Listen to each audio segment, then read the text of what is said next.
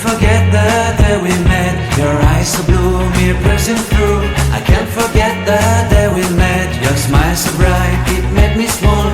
Our love is like a summer's day, hot and endless in a magic way. Whenever I see you, all I can think is my summer love. We're waiting for you, my love.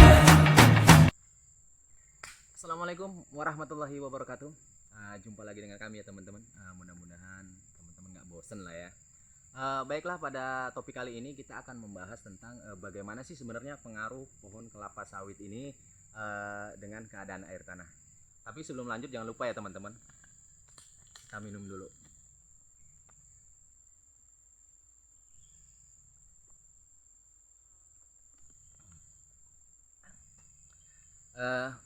Biar nggak dehidrasi ya teman-teman, karena kalau orang yang kekurangan cairan itu bisa kita lihat dari aura wajahnya itu ya, terlihat pucat, lesu, badannya terlihat kering ya, contohnya seperti saya lah ya. Oke, ayo. Baiklah teman-teman, teman-teman bisa lihat ya di sekitar saya ini pohon kelapa sawit semua ya, lihat, yang kira-kira usianya sekitar 15 tahunan lah ya. Nah, dulu daerah ini rawa-rawa ya teman-teman. Jadi sebelum ditanami kelapa sawit, daerah ini dulu banyak ditanami palawija ya teman-teman. Seperti jagung, kacang tanah, kacang panjang, dan umbi-umbian. Karena tanah ini dulu termasuk tanah yang subur ya teman-teman. Tapi sekarang semuanya berbeda. Tanah di sini menjadi kering, keras, dan tandus ya teman-teman. Akibat dari tanaman pohon kelapa sawit inilah salah satu faktor utamanya saya rasa. Nah, tuh teman-teman bisa lihat tuh ya, ada pohon kelapa sawit, kelihatannya dia dehidrasi tuh ya, daunnya kering gitu ya. Tapi enggak lah ya, mungkin karena kurang pupuk aja kalau itu mah. Lantas apa sih hubungannya kelapa sawit ini dengan air tanah? Jadi begini ya teman-teman, menurut penelitian katanya umur pohon kelapa sawit ini di atas 10 tahun itu satu batang pohon membutuhkan 5-6 liter air dalam sehari semalam. Bayangin tuh, kalau pohon kelapa sawitnya sampai ribuan batang, berapa ribu liter yang ia butuhkan ya. Saya nggak tahu sih penelitian dari siapa, tapi kalau dilihat-lihat sih ya memang ada benarnya juga ya teman-teman. Soalnya dulu masyarakat di sini nih tidak ada yang menggunakan sumur bor.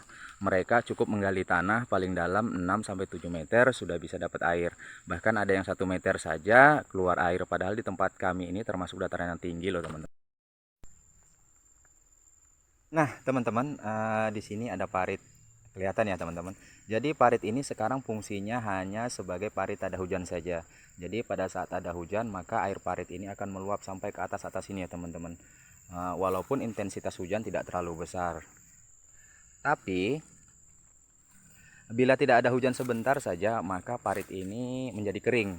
Yang ada hanya genangan-genangan air saja, tapi air sudah tidak mengalir lagi. Dan memang tidak bisa dipungkiri ya teman-teman, mayoritas masyarakat di sini adalah petani kelapa sawit atau sumber mata pencarian utama mereka ya dari kelapa sawit. Maka wajar saja kalau di sini sulit ditemukan tanaman-tanaman lain ya kecuali kelapa sawit.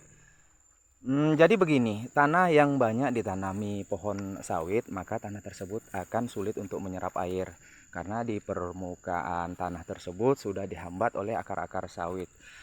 Jadi bila ada hujan datang maka air akan langsung mengalir ke bawah karena daya resap tanah terhadap air sudah tidak sempurna lagi.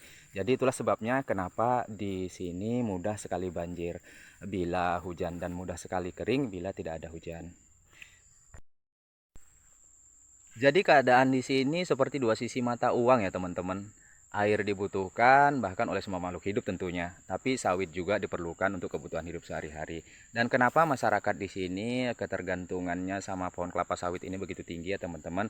Karena mungkin bertani kelapa sawit ini jauh lebih mudah daripada tanaman-tanaman yang lain seperti karet, coklat, pinang, dan lain-lain ya teman-teman. Ya dari segi perawatannya termasuk mudah, dan dari segi pencairannya juga mudah. Apalagi waktu harga 3.500 kemarin ya, wow keren. Bahkan saking mudahnya ya teman-teman, sebelum hasil panennya dicairkan sama yang punya kebun, sudah dicairkan duluan oleh orang lain alias dicuri, digarong, atau apapun namanya lah ya. Nah, itu contoh yang nggak boleh ditiru ya teman-teman. Tapi kalau ada orang yang nyuri tanaman orang lain, terus dia videoin, terus dia minta subscribe, berarti orang ini terindikasi gangguan jiwa deh kayaknya ya.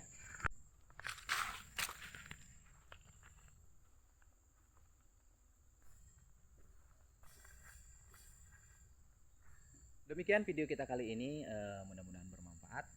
Assalamualaikum warahmatullahi wabarakatuh.